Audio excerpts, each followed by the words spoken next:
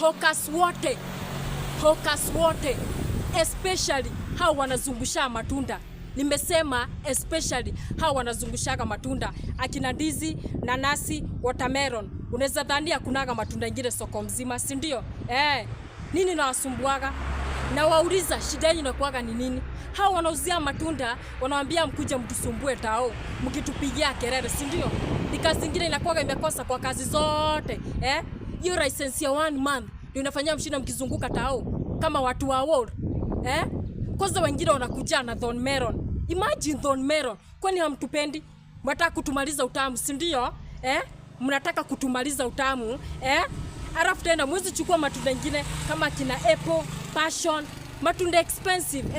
Mtulete matunda kama hizo. Mtulete matunda ya 10, anga ndizi ya 10, anga watermelon ya 10. Mnadhania hatunaga pesa? Mbona kama hatunaga pesa, si ndio? Na wengine ni kama wakuenda shule, ni kama wakusoma.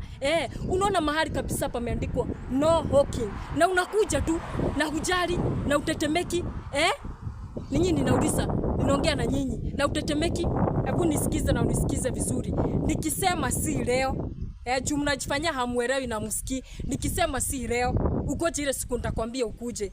Nikisema ni kesho, simaanishi hiyo kesho ingine, hapana, na maanisha next year. Tuelewane na nyinyi. Na nimewaambia mambo ni mawili. Either mtubadilishie diet ya hizo matunda, mtulete matunda mzuri, na matunda expensive. Ama mfunge hiyo kazi. Mfunge hiyo kazi. Na wengine hata hizo ndoo zao zinakuwa zimepasuka. Zinaenda zikimwaga kama wanaume. Hamwezi tengeneza?